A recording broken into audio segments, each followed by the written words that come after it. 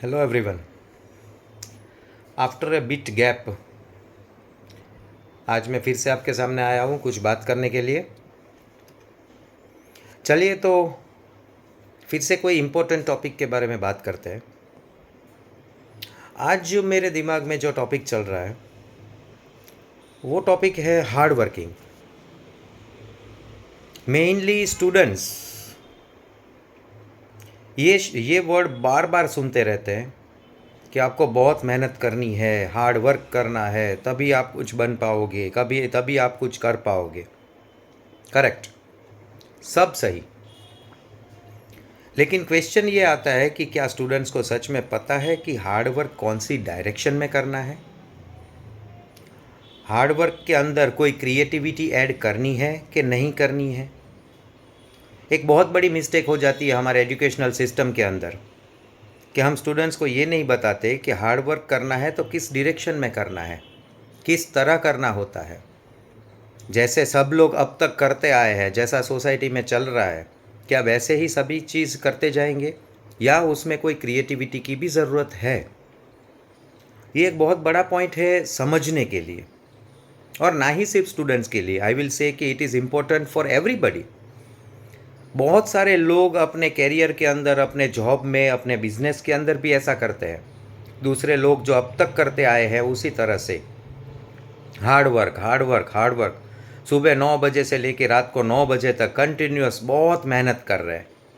बहुत अच्छी बात है, लेकिन अगर उसके बाद भी हमें रिजल्ट नहीं मिल रहा है तब हमें रुक के ये सोचना बहुत ज़रूरी है कि क्या हमारा हार्ड वर्क सही डायरेक्शन में है, क्या उसमें हमें कोई चेंज, कुछ क्रिएटिविटी लाने की ज़रूरत है या नहीं है। सिर्फ हार्ड वर्क की अगर हम बात करें कोई एग्जाम्पल लेके, तो बचपन से हम कुछ कहानियाँ बार बार सुनते आए हैं, जैसे कि डोंकी, गधे को लेके कहानियाँ। एनिमल्स के अंदर हम ऐसा मानते हैं कि सबसे मेहनती एनिमल गधा होता है। बहुत ही ज़्यादा काम उसको करना पड़ता है अलग अलग जगहों पे। हमने ये सारी चीज़ें बहुत अच्छे से पढ़ी हुई है, कहीं ना कहीं बहुत सारी कहानियों में सुना हुआ है। लेकिन कभी कहीं ऐसा सुना कि मेहनत करते करते गधा है वो एनिमल्स का राजा बन गया या जंगल का राजा बन गया? नहीं, जंगल का राजा तो हमेशा शेर ही रहता है, लायन ही रहता है। तो ऐसा क्यों? क्या गधे की मेहनत में कुछ कमी रह गई है? नहीं, मेहनत उसकी बिल्कुल सही है, लेकिन उसके पास अपना कोई डायरेक्शन नहीं है, उसके पास उसके अंदर कोई क्रिएटिविटी नहीं है।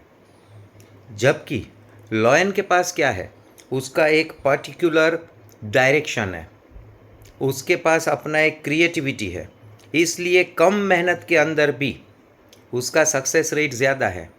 And this is applicable to every one of us. Particularly मैं स्टूडेंट्स के बारे में तो खास बोलूँगा कि आपका हार्ड वर्क आपके किस डायरेक्शन में जा रहा है वो समझना बहुत ज़रूरी है। तो ये हम कैसे समझ सकते हैं? फिर से जो मैंने अपने लास्ट वीडियो में बताया था वही बात यहाँ पे भी रिपीट हो रही है।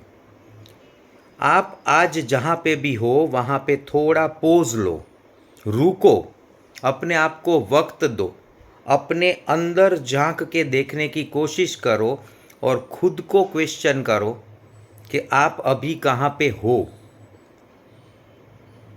उस हिसाब से हमें पहले अपनी पोजीशन डिसाइड करनी पड़ेगी कि मैं आज कहाँ पे हूँ।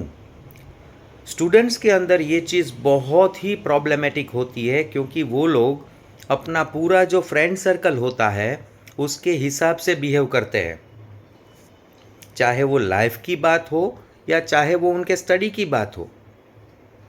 मेरा फ्रेंड ऐसा कर रहा है या मेरी फ्रेंड ऐसा कर रही है इसलिए मैं भी वही कर रहा हूँ। No, this is completely wrong.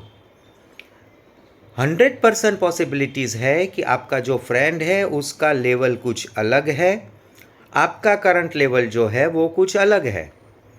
उसके जो ड्रीम्स एंड गोल्स है, उसको जहाँ जाना है वो पूरा पाथ अलग है, आपको जहाँ जाना है वो पूरा पाथ अलग है। आपके अंदर जो कैपेबिलिटीज़ है और आपके फ्रेंड के अंदर जो कैपेबिलिटीज़ है वो कंप्लीटली डिफरेंट है। No doubt, as a soul, universal soul के हिसाब से समझे तो हम सबके अंदर पावर एक जैसा है, लेकिन सभी की कैपेबिलिटीज़ अलग है। हर एक के अंदर कोई ऐसा यूनिक पॉइंट होता है जो दूसरों में नहीं होता। तो हर एक इंसान अपने अपने यूनिक पॉइंट के हिसाब से काम करना चाहिए।